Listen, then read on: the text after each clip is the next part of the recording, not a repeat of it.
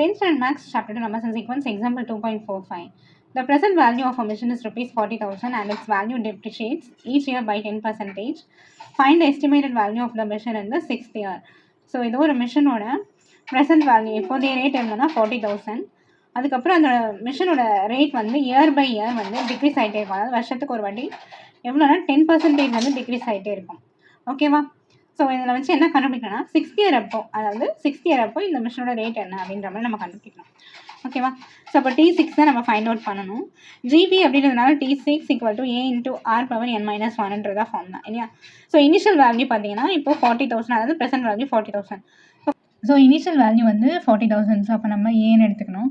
அடுத்தது first year பார்த்தீங்கன்னா, அதாவது ஃபஸ்ட் இயர் கம்ப்ளீட் ஆகும்போது 10% வந்து லெஸ் பண்ணணும் இல்லையா? கம்மியாக இருக்கும் இல்லையா? அப்போ 100%ல் 10% லெஸ் பண்ணால் 90%.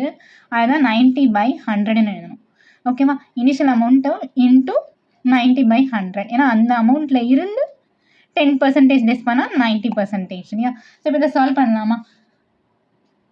ஒரு ஜீரோக்கு ஒரு ஜீரோ கேன்சல் ஆகிடுமா? அடுத்தது ஒரு ஜீரோக்கு ஒரு ஜீரோ கேன்சல் ஆகுமா? ஸோ மேலே 4,000 × 9 இருக்கும். 4,000 × 9 0 0 0 9 4 36. ஓகேவா? ஸோ இப்போ இது 36,000. அடுத்தது செகண்ட் இயர் பார்த்தா, அதாவது செகண்ட் இயர் முடியும் போது கம்ப்ளீட் ஆகும்போது அதே மாதிரி 40,000 × 90%. ஃபஸ்ட் இயரோட அமௌண்ட்டு, அந்த டிடக்ஷன் அமௌண்ட்டு இன்ட்டு திரும்ப என்ன செய்யணும், நம்ம ஒரு 10% லெஸ் பண்ணணும் இல்லையா? 100%ல் 10% லெஸ் பண்ணால் 90%. ஸோ 90% தான் 90/100ன்னு எழுதியிருக்கோம். ஓகேவா? இப்போ இதை நம்ம சால்வ் பண்ணலாமா? ஒரு ஜீரோக்கு ஒரு ஜீரோ, அதே மாதிரி இந்த ஜீரோக்கு இந்த ஜீரோ கேன்சல் ஆகிடும். ஓகேவா? நெக்ஸ்ட்டு இப்போ இந்த 2 ஜீரோ கேன்சல் பண்ணால் இங்கேயும் 2 ஜீரோ கேன்சல் ஆகிடும். ரிமைனிங் வந்து 400 × 9 9 81 இல்லையா? இப்போ 481 மல்டிப்ளை பண்ணலாமா? 81 × 4ன்னு போடலாம். 4 8 4 32. இந்த 2 ஜீரோ இருக்குது இல்லையா? ஸோ 32,400. ஸோ இப்போ நம்ம இந்த சீக்வன்ஸ் எழுதிடலாமா? இந்த சீக்வன்ஸ் இந்த ஃபார்ம் ஆஃப் ஜிபி எப்படி இருக்கும்? ஃபஸ்ட்டு இனிஷியல் அமௌண்ட் பார்த்தீங்கன்னா 40,000. அடுத்தது செகண்ட் என்ன கண்டுபிடிச்சோம்? End of the first year அப்படின்னும் போது 36,000. அடுத்தது end of the second year 32,400. So இதே மாதிரி போயிட்டு இருக்குமா? இப்போ நமக்கு T6 வேணும் இல்லையா? T6னா AR⁻n−1.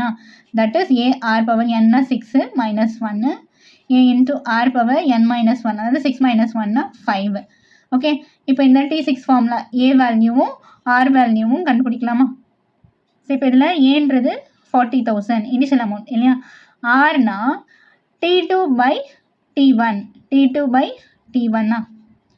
ஸோ 36,000/40,000.